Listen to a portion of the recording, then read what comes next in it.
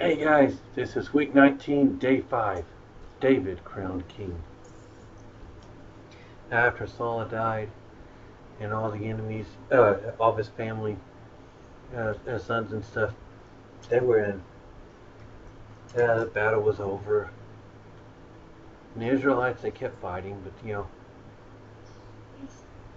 I guess the Philistines went home, kind of fight another day. They did keep continuing to fight them all the time. David did. But David, he's like, all right, now it's my turn, right? And David just walked in Jerusalem and says, I'm king. No. In fact, some of the people weren't quite ready for David. Some people are like, no, we're not gonna. We need to keep Saul. We gotta find Saul's family. But the people finally, everyone started cheering, begging for him. Even Abner, the captain of Saul's army, actually eventually finally died. And then people finally, all right, you know what, David, you've been a good leader for us, and you've helped us. And they remembered all the fights he had done before. And like, David, we want you king. Hey, David didn't have to step up and say, hey, God anointed me king. It's my job now. The people. God made the people want David. So the people chose David to be king. And they were all celebrating, and everyone's happy. And David goes to, what's his name's house? Abinadab, right? I lost the name. Yeah, Abinadab. David made Jerusalem the capital. And he got him a palace there, and he got things set up.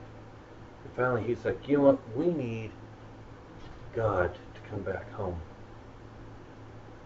So he went to Abinadab's house. And he's like, hey, you've been taking care of the ark for all this time. It's time to bring the ark back to Jerusalem. So, now the Bible says, and Moses told him, you're supposed to carry the ark by the staffs. The priests are supposed to carry it. But David's like, there's a better way. There's an easier way. Yeah. And David says, we're just going to put him on a cart.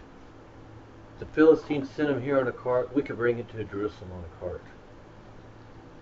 So David loads it up on the cart, and they start down their journey, and they're all celebrating. All the people are coming behind them. They're laughing, they're shouting, they're, yeah, God's coming home. They're all celebrating. Everyone's happy. Until the cart hit a pothole, and the oxen stumbled. And when he did, the cart tilted. And the other guy's name, who I forget, horrible names today, Uzzah seen the ark stumble and thought the ark was going to fall on the ground, and he reached up and touched it. And immediately he died. Now the ark didn't fall on the ground. He died there. He died. And the party was over. And David was like, oh man. And David got scared. He's like, I messed up.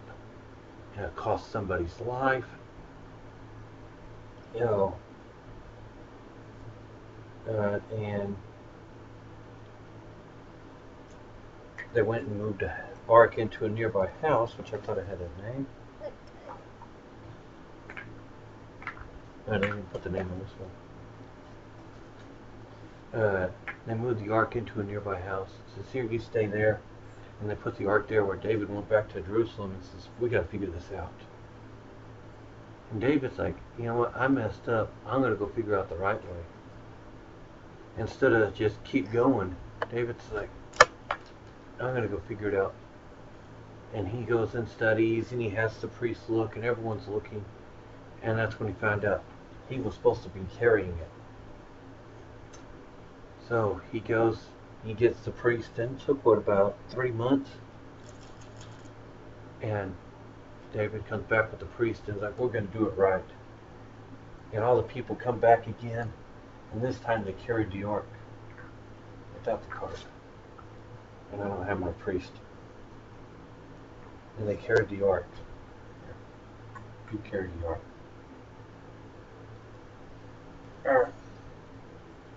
There.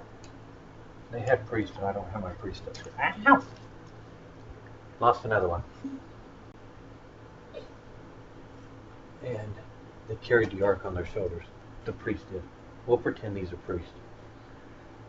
And they brought it all the way back to Jerusalem. And the whole way, David would take a few steps, and then he'd offer a sacrifice to God, and thank God for all of his blessings and stuff. And they did this all the way back to Jerusalem. When they got to Jerusalem, the party really got going. All the people in Jerusalem were waiting, and they were celebrating, and they were playing music, and they were dancing in the streets, and they were having fun and in order.